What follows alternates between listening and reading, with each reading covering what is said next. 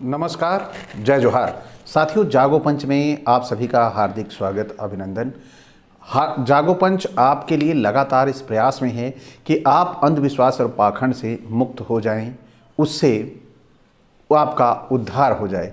तो साथियों, इसी क्रम में जागो पंच आपके लिए लगातार ऐसी पाखंडी और अंधविश्वासी जो हमारी पुस्तकें थी, जिसे हम ग्रंथ कहेंगे, वेद कहेंगे, पुराण कहेंगे, या हमारे जो भी पौराणिक लेख थे, उनसे कुछ ना कुछ ऐसा लेके आता है जिससे साथियों लगता है कि वाकई अगर हम इन पुस्तकों का अध्ययन करें तो शर्म से डूब मरने वाली बात है। इतनी गंदी बातें जो इन पुस्तकों में लिखी जाती है वह हमारे समाज में बताने लायक नहीं होती, और उसके बाद भी ये कहते हैं कि यह पुस्तक नहीं है, यह इसके पीछे का रहस्य आपको नहीं मालूम है, इसके पीछे का कारण मालूम नहीं है, क्योंकि अध्यात्म को आप नहीं समझ सकते। ऐसे बहाने करके आपको गुमराह करने का प्रयास करते हैं। तो साथियों, आज इसी क्रम में मैं लेके आया हूं पुस्तक योनि तंत्र, मूल एवं हिंदी अनुवाद रहित, यानी लेखक, संपादक एवं हिंदी अनुवादक विनय कुमार,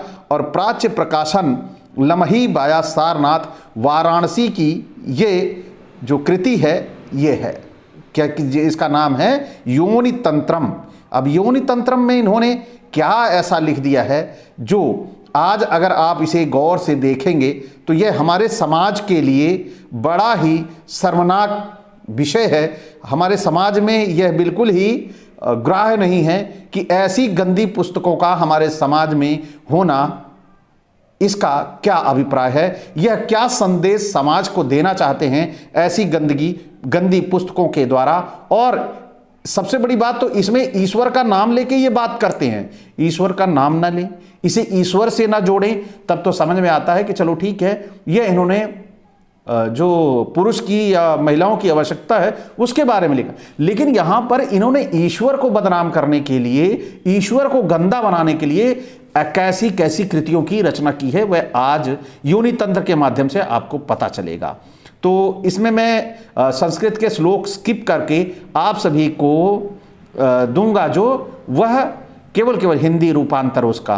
तो योनि तंत्रम प्रथम पटलह में ओम परम देवता को नमस्कार, ओम श्री गुरु को नमस्कार, सदा प्रस्फुरित मुख अर्थात मृदु मुस्कानधारी दुर्गा ने कैलाश शिखर पर आरूढ़ जगत गुरु परमेश्वर से पूछा, हे प्रभु करुणानिधे, आपने च्युतपुष्टि तंत्र का प्रणयन किया है, उसमें से आप प्रधान तंत्र समूह मुझे बताएं। ये श्लोक नंबर 1-2 था। महादेव जी ने कहा, हे चरवांगी पार्वती सुनो, इस गुहतम विद्या का वर्णन मैंने कोटि बार किया है, फिर भी तुम केवल नारी स्वभावगत चापल्य के कारण इसे सुनना चाहती हो और इसी कारण मुझसे इसके बारे में जिज्ञासा कर रही हो।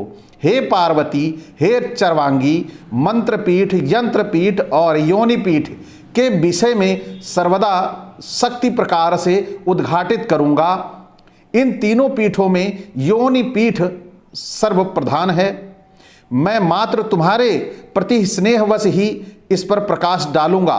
तो साथियों, यहां पर जो उन्होंने प्रकाश डाला है, यह गौर करना है। योनिपीठ क्या है?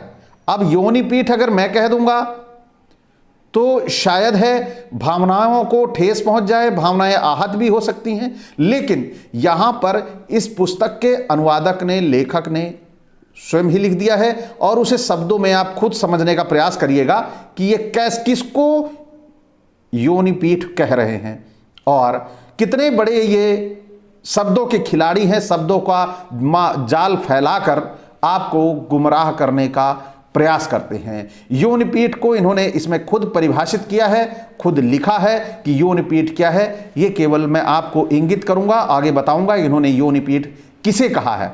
तो आइए चलते हैं।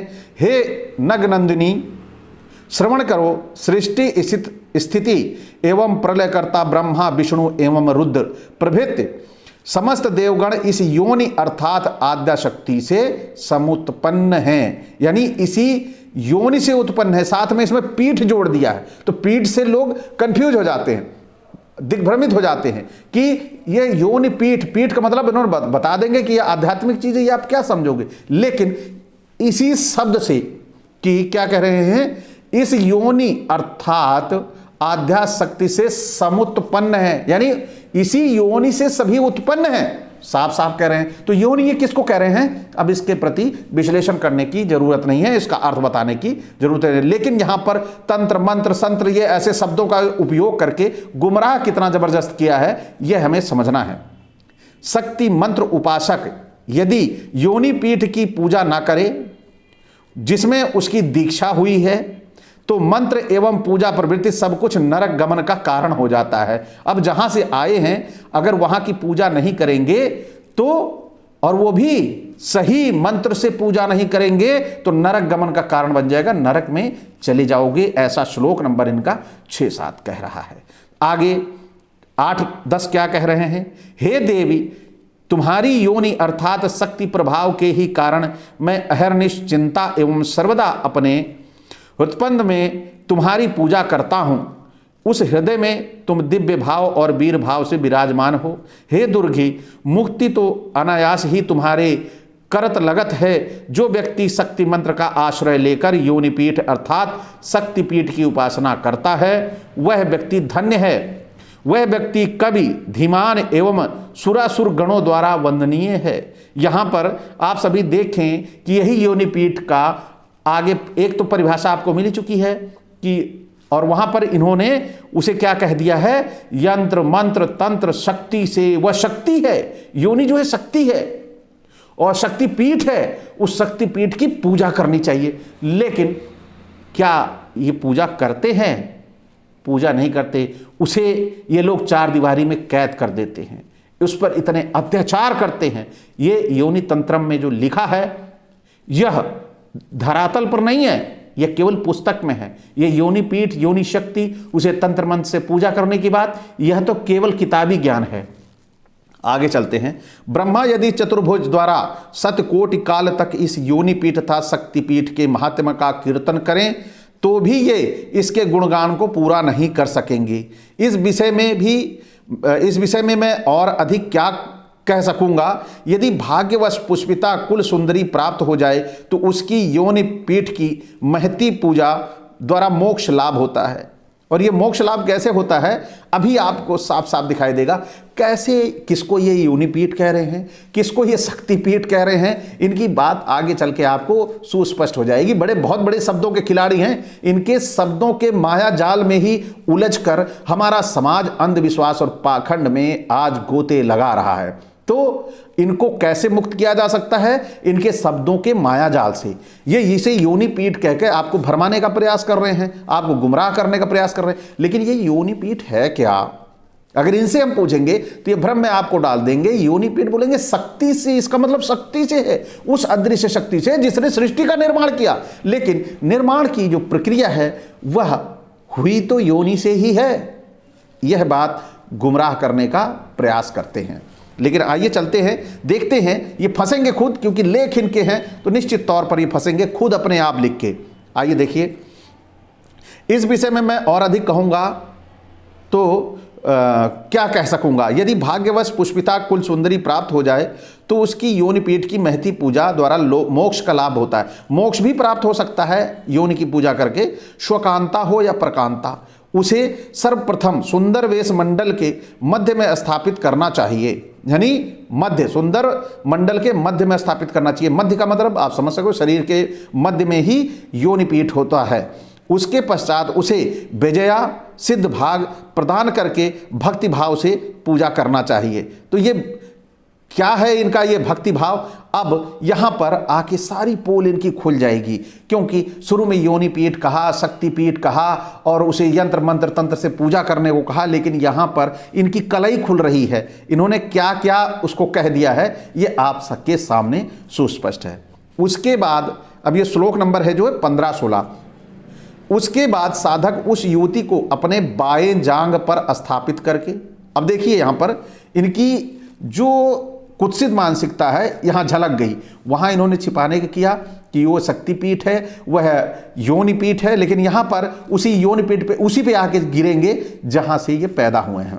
आइए, उसके बाद साधक उस युवती को अपने बाएं जांग पर स्थापित करके कुलाचार प्रथा अनुसार उसकी पूजा करे, अर्थात उसके पश्चात साधक उस युवती को अपने बाएं जांघ के ऊपरी भाग में स्थापित कर उस युवती की योनि की पूजा करेगा, यानी उसकी योनि की पूजा करेगा। यह कौन सा, कहीं लिंग की पूजा, कहीं योनि की पूजा, इसके अलावा भी क्या इन मनुवादियों को और कुछ आता था? इन मनु की औलादों को इसके अलावा और कोई शरीर में भाग नहीं दिखाई देता था कि ये बेशर्मी से किस प्रकार, बड़ी बेहयाई से, निर्लज्जता से इस बातों को ये कहते थे, लेकिन खुद इसको करते नहीं थे, ये करवाते थे। करवाते किससे थे? जो हमारे समाज के वह लोग हैं जो अशिक्षित थे, वह समझ नहीं पाते थे, वह इसको ईश्वरीय मान लेते थे, ईश्वरीय समझ लेते थे। तो साथियों आइए चलते हैं, ये क्या कह रहे हैं आगे समझ लेते हैं। तब शक्तिपीठ को चंदन एवं क्या मनोहर पुष्प प्रदान करे। इस स्थल पर इष्ट देवी के आवाहन, जीव न्यास अथवा मंत्र न्यास की कोई आवश्यकता नहीं है। साधक इस कुल युवती को कारण मध्य प्रदान करके सिंदूर द्वारा उसके ललाट पर अर्धचंद्र अंकित करेगा, यानी जो युवती है उसके अर्धचंद्र ललाट पे लगाएगा, तिलक लगाएगा, यहाँ पे माथे पे तिलक लगा देगा अर्धचंद्राकार, और उसकी योनि की पूजा करेगा। अब देखिए, कुल युवती के ललाट पर चंदन प्रदान करके साधक अपने दोनों हाथ इस युवती के स्तनों पर स्थापित करेगा। अब आप ये समझ सकते हैं कि ये किस भाषा में लिखा हुआ है। पीछे तो इन्होंने शक्तिपीठ बता दिया, योनि पीठ बता दिया, लेकिन यही यहाँ पर अल्लाह के अपनी निर्लज्जता का भी परिचय दे दिया। इनकी कलई खुल जाती है, इनकी पोल खुल जाती है यहीं पर कि यह कितनी गिरी मानसिकता थे कि स्त्रियों के अंतरंग अंगों के विषय में उनका वर्णन और उनके साथ साफ साफ संबंध बनाने को कैसे ईश्वरीय चीज़ों से जोड़ दिया। और हमारे समाज के भोले भाले लोग इसमें जो इनका ये प्रपंच था फंसकर उलझ गए और इसे दैवीय मानकर पूजा करने लगे और इनको सच्चा मानने लगे, जबकि यह बहुत ही कामुक और नीच प्रवृत्ति के लेखकों के काम हैं जो ऐसी भाषा में खुलेआम लिख रहे हैं। और योनि तंत्रम नामक पुस्तक का नाम दिया है और इसे अलौकिक भी बताया गया है। तो आइए देखते हैं फिर क्या कहते हैं ये। अब दोनों हाथ युवती के स्तनों पर स्थापित करेगा, उसके बाद दोनों कुचों के मध्य अर्थात हृदय पर 108 बार मूल मंत्र का जप करेगा।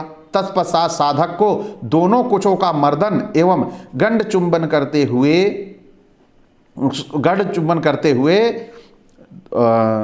एक सेकेंड जरा रुकिएगा।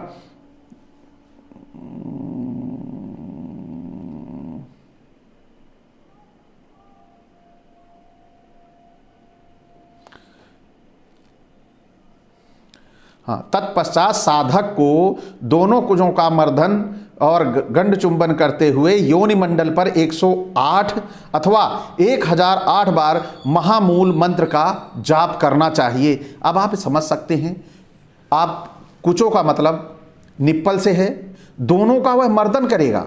अब आप समझिए कि इनकी जो शब्दावली है, जो संस्कृत की भाषा की शब्दावली है, इन मूर्खों को ये नहीं पता था कि आने वाला समय जो है यह बदलेगा और लोग शिक्षित होंगे और तुम्हारी कुत्सित मानसिकता को पढ़ेंगे तो तुम्हें क्या कहेंगे।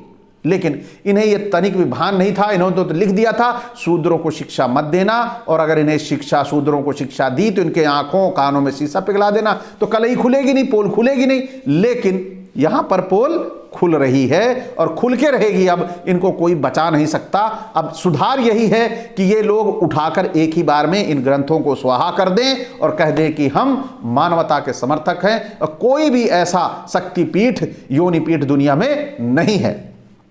आइए चलते हैं, फिर ये क्या कहते हैं। फिर कह रहे हैं कि परंतु गुरु के उपस्थित रहने पर गुरु की कुल पूजा संपन्न करेगा। गुरु के सम्मुख पृथक पृथक पूजा संपन्न करने पर साधक की पूजा संपूर्ण रूप से फलहीन हो जाएगी, इसमें कोई संशय नहीं। अब इन्होंने यहाँ पर दे दिया है कि गुरु की उपस्थिति भी होनी चाहिए ऐसा कर्म करने से पहले, ऐसा संबंध बनाने से पहले, अब गुरु के उपस्थित रहने पर संपूर्ण कार्यभार गुरु के ऊपर ही अर्पित करना चाहिए एवं गुरु एवं संपन्न पूजा के समापन पर साधक पूजा स्थान पर जाकर योनि पीठ को प्रणाम करेगा।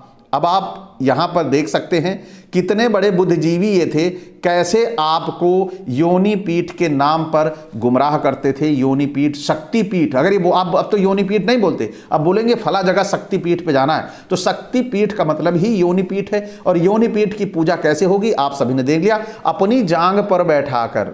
अब ये ऐसी चीजें, और महिला के दोनों स्तनों पे हाथ रखकर, ये कोई पूजा है? ये पूजा है कि या समाज में व्यभिचार फैलाने का एक तरीका है? यही हमें समझना होगा, हमारे समाज को समझना पड़ेगा कि ब्राह्मणी जो संस्कृति है वह संस्कृति हमारे समाज में व्यभिचार को उत्पन्न करती है और इसे हमें बचना होगा। आइए चलते हैं। इसके बाद योनि पीठ को 3 बार पुष्पांजलि प्रदान करके साधक अपने गुरु को प्रणाम करेगा। तत्पश्चात साधक कृतांजलि पुट के साथ विनय पूर्वक गुरु को निम्नोक्त वाक्योच्चारण द्वारा कृतज्ञता ज्ञापन करेगा। यथा आपने मुझे योनि पूजा विधि प्रसिद्ध करके सर्व प्रकार कृतार्थ किया है। आज मेरा जन्म सफल और धन्य हो गया। आज आपने योनि पूजा करके मुझे नरकगामी होने से बचा लिया। तो यहाँ पर आप सभी को पूरी कहानी से क्या ज्ञान मिला?